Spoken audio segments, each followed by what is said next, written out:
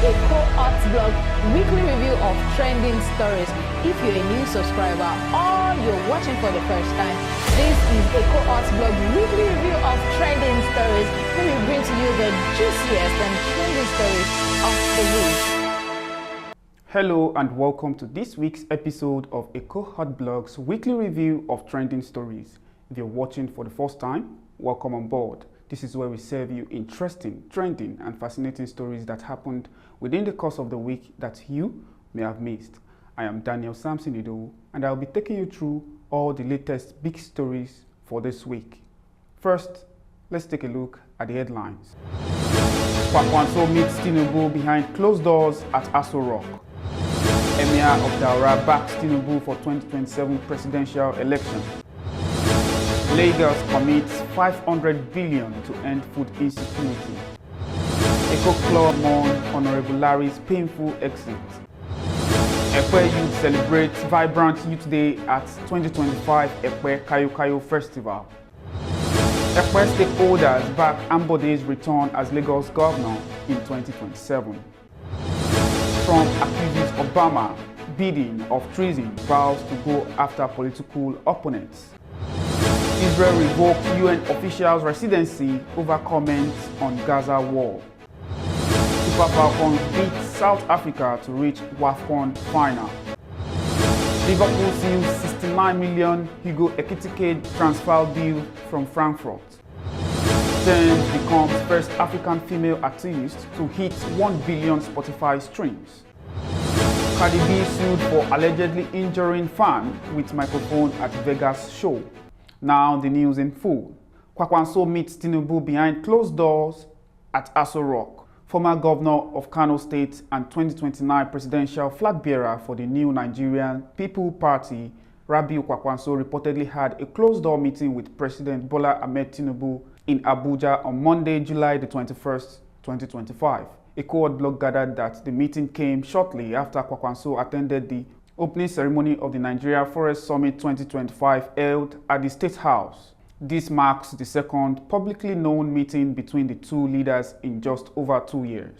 Although Monday's meeting was not open to journalists, it comes just weeks after the opposition African Democratic Congress announced a bold coalition to challenge the ruling All Progressive Congress in the 2027 general elections. Ex-Governor Rabiu Kwankwaso is a seasoned northern political figure and the founder of the Kwankwansiya movement.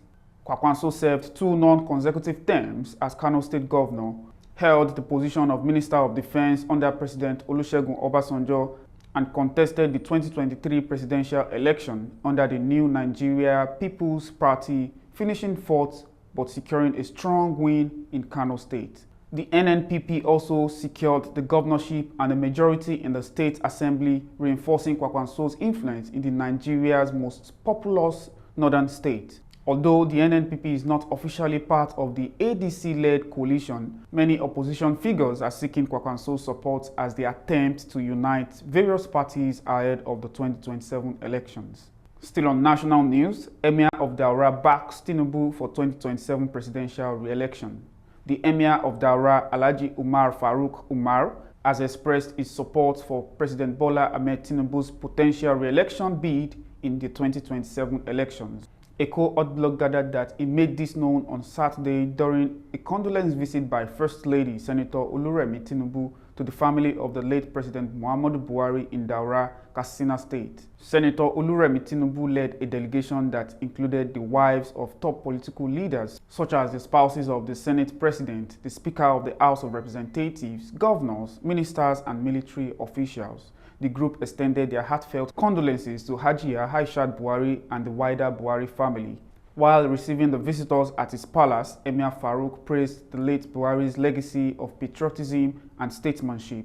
He also used the occasion to publicly endorse President Tinubu's leadership, and he reaffirmed Daura's strong political support and loyalty to him. President Bola Tinubu remains our choice for 2027, the monarch declared. We stand firmly with him and will continue to support his administration as it serves to deliver on his mandate to the Nigerian people. Senator Tinubu, in her remarks, celebrated Buhari's legacy of integrity, sacrifice, and national service. She said Nigerians would continue to remember his legacy. Now, let's turn our attention to Nigeria's Center of Excellence. Lagos State commits 500 billion naira to end food insecurity. Lagos State Governor Babajide Olusola Sanwo-Olu on Wednesday unveiled the Produce of Lagos Food Program along with a 500 billion naira food offtake guarantee fund, an ambitious initiative designed to ensure food security, enhance local agricultural output, and stabilize food prices across the state. Ekohotblog reports that Governor Sanwo-Olu, while speaking at the event held at Lagos House in Ikeja, described the launch as a major turning point in building a sustainable and resilient food system for both Lagos and Nigeria. Today is a watershed moment in our shared commitment to achieving food security, inclusive prosperity, and sustainable growth, not just for Lagos State but for Nigeria, Sanwo-Olu declared. As part of the initiative, the governor also launched a fleet of 21 Ecolog trucks to support a new logistic and distribution network. He revealed that over 100 billion naira in capital commitments have already been secured for the offtake fund. One of the most significant pledges came from Mr. Tony Elumelu, chairman of the Heirs Holdings, who announced a 25 billion naira contribution, signaling strong private sector support for the Lagos state economy.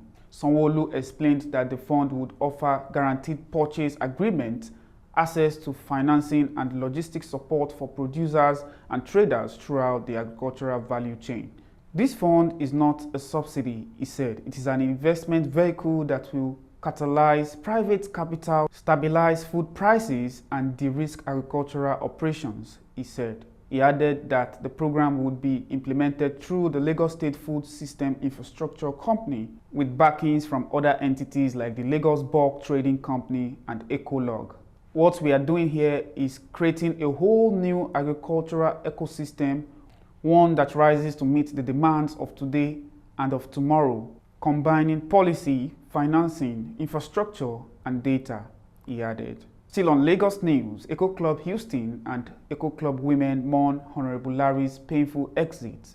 Members of Eco Club Houston and Eco Club women came together at the home of late iconic member Honorable Larry, not just to offer condolences but to stand beside his grieving family, to mourn with them, remember him, and reflect on a life that meant so much to so many. Honorable Attorney Larry Johnson, who passed away on Friday, July the 18th, 2025, wasn't just a long-standing member of the club. He was part of the club's heartbeat. For nearly 25 years, he had poured his time, energy, and spirit into Eco Club Houston, serving in multiple roles and always stepping up when it mattered most. His absence now is more than a loss. It's a silence that is deeply felt. Otumba Tajuddin Benga Abbas, a revered elder within the club, spoke with quiet emotion about Larry's importance to the community, describing him as an integral part of Eco Club Houston's successes and the cornerstone of the community. Honorable Olumide King shared warm personal memories, moments, and revealed Larry's compassion, humility, and unwavering commitment to lifting others. In a moving message, General Secretary Honorable Tunde Bashorun reminded the family that they are not alone in this. He assured them that Eco Club Houston would continue to work alongside them, offering support, prayers, and the strength of the community. May his gentle soul rest in peace. Now let's turn our attention to Ekpe, as Ekpe youth celebrates vibrant Youth Day at 2025 Ekpe Kayokayo Festival. In a colorful display of unity, energy, and cultural pride, youths across Ekpe division gathered on Thursday to celebrate Youth Day 2025 as part of the ongoing Kayokayo Festival. Ekohotblog reports that the event, organized under the banner of the Ekpe Youth Forum, was marked by vibrant road rally, games, cultural displays, and various youth-centered engagements aimed at fostering togetherness and development among young people in the community, while promoting active civil involvement. We are proud to be part of Kayokayo Festival 2025. The youth of Ekpe are the torchbearer of our legacy. This celebration is not just about fun, it's about purpose, unity, and a call to action for youth development, he said.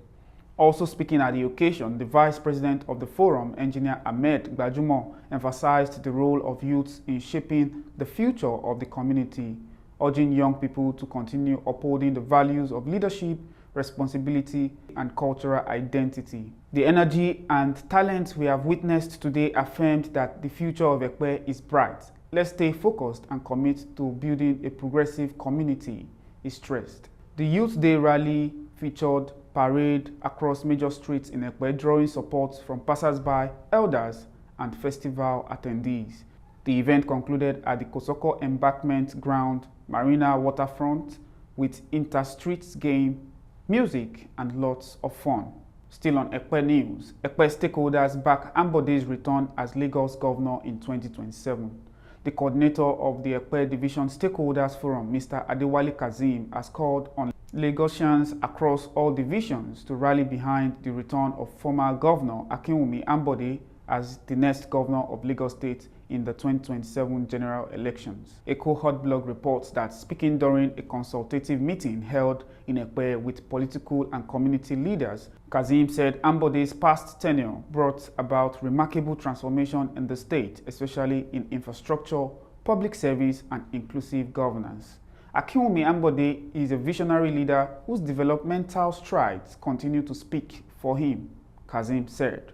Lagos deserves a forward-thinking and people-oriented leader like Ambode who served with integrity, transparency, and exceptional performance in his first tenure in office, he added.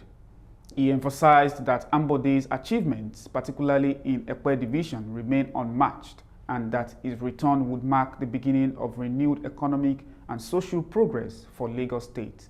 Kazeem also pledged the forum's support for President Bola Ahmed Tinubu's second term, highlighting his efforts in economic stabilization and infrastructural growth.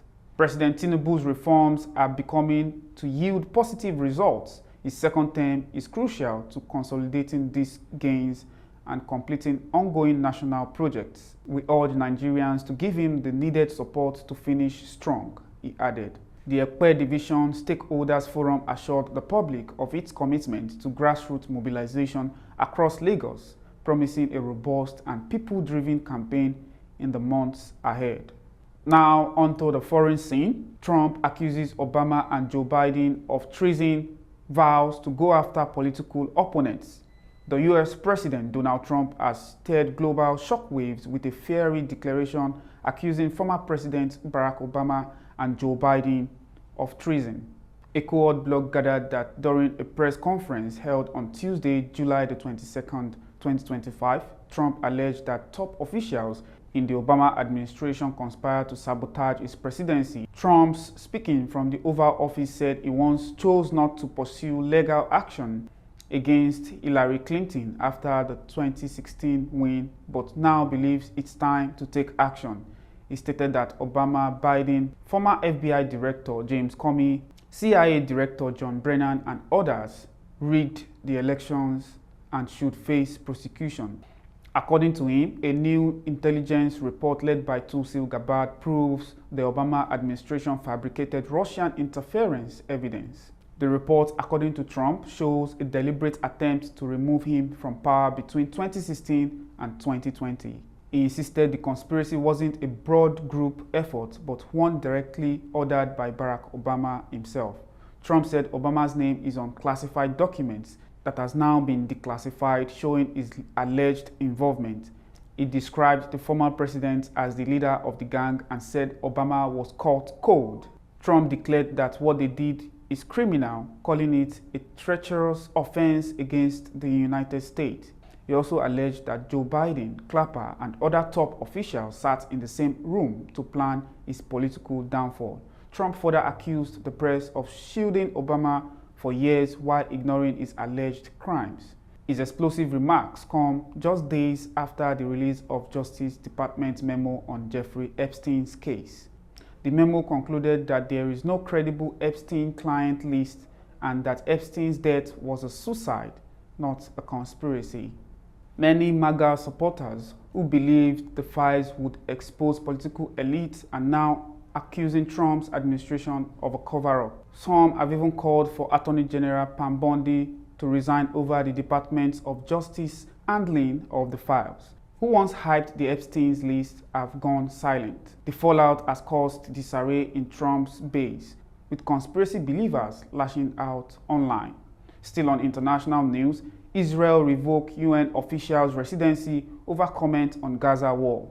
Israeli Foreign Minister Gideon Saar announced on Sunday that the government will not renew the residency permit of Jonathan Whittal, the head of the United Nations Office for the Coordination of Humanitarian Affairs in Israel. Ekohotblog reports that Saar made the announcement on his official X handle, accusing Whittal of spreading false information about Israel's ongoing military operations in Gaza.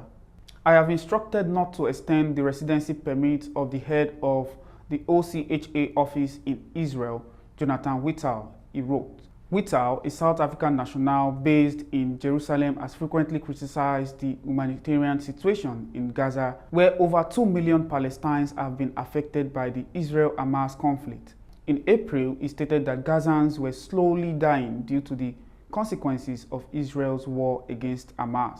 The Israeli government said the decision was in response to what it described as Whittal's biased and hostile conduct against Israel, with distorted reality, and violated the United Nations neutrality guidelines. This marks the latest move by Israel targeting senior UN officers since the outbreak of the war in Gaza in October 2023.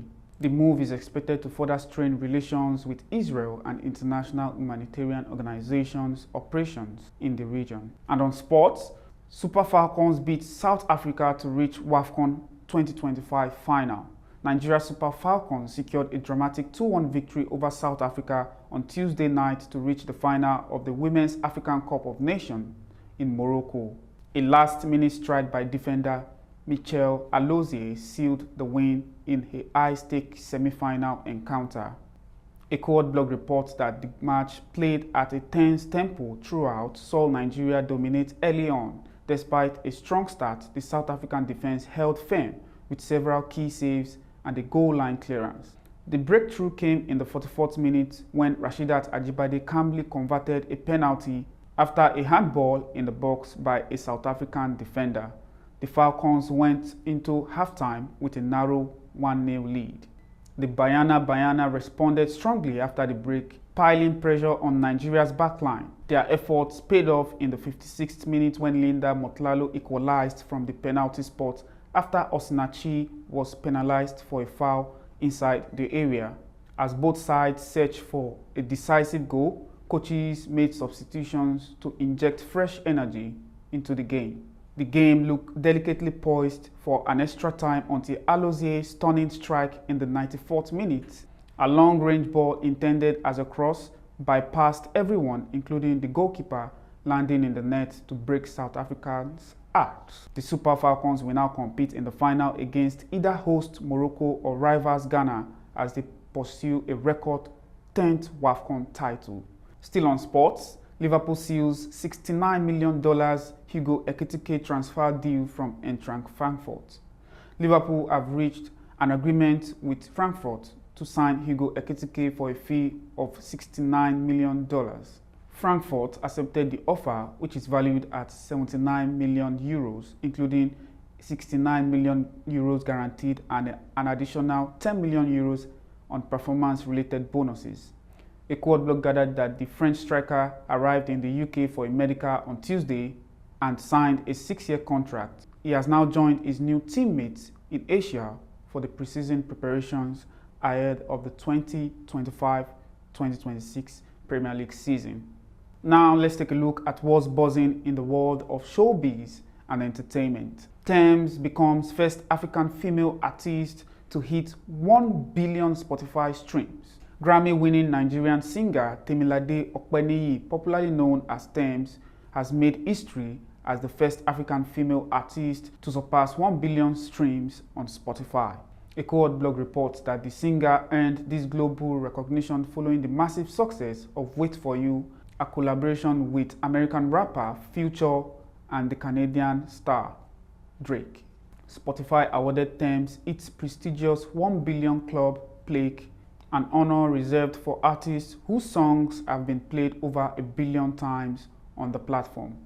The song Wait For You, released in May 2022, quickly gained global traction, debuting at #1 on the Billboard Hot 100 chart.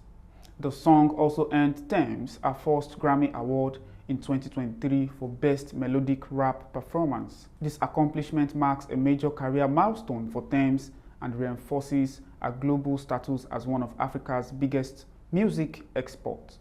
By joining the Billions Club, Tems has entered an elite group of musicians recognized for exceptional reach and influence. She also made history as the first African performer to debut at the top of the Billboard chart. Her journey from underground R&B singer to global icon continues to inspire many across the continent. Tems' fan base has grown steadily since her breakout single Try Me and subsequent collaborations with global acts. Her distinct voice, lyrical depth and genre-blending style has positioned her as a leader of the new Afrobeats wave. With back-to-back accolades including BET and Billboard nominations, Tems continues to raise the bar. She remains one of the most streamed African artists globally and a consistent presence on the global music charts. Her achievement comes on the heels of other notable milestones, including founding her own football club. Tems' success signals a new era for African female artists aiming for global dominance. Still on entertainment, Cardi B sued for allegedly injuring fan with microphone at Vegas show. Grammy-winning rapper Cardi B is facing a civil lawsuit after allegedly hitting a fan with a microphone during a July 2023 performance in Las Vegas. Ekohotblog gathered that the lawsuit, filed by a woman identified as Jane Doe from Ohio, accused the rapper of battery, assault, and negligence following the onstage outburst at Dre's Beach Club. According to court documents, the July 29 performance turned sour when Cardi B, who was visibly overheated, urged fans to splash her with water to cool off. Jane Doe claims she complied by gently tossing a small amount of her drink towards the stage, as others had done. The suit alleged that Cardi B suddenly hurled a microphone directly at the plaintiff, striking her and causing unconsented physical contact and injury. The legal filing described the act as excessive, disproportionate, and retaliatory, carried out in public, thereby inflicting reputational and emotional harm. Jane Doe is demanding both compensatory and punitive damages, citing humiliation, shock, and physical pain. The lawsuit also contends that Cardi B should have foreseen the risk of harm by throwing an object into the crowd. Video footage of the incident, which circulated widely online, shows the rapper reacting moments before launching the mic. The incident received widespread backlash at the time, with fans split over whether the act was justified or impulsive. The lawsuit now places her in the spotlight again, this time in a courtroom rather than on stage. If the court rules in favor of the plaintiff, it could set a legal precedent for future fan-artist altercation. And that's a wrap on this week's episode of Ekohotblog's weekly review of trending stories. Do not forget to follow us on all our social media platforms on Facebook, X, and Instagram at Ekohotblog. Also subscribe to our YouTube channel by clicking on the subscription button and turning on the notification bell to always get notified. Which of the news is most astonishing to you? Tell us in the comment section below. I am Daniel Samson Idowu. Till next time, stay safe and healthy.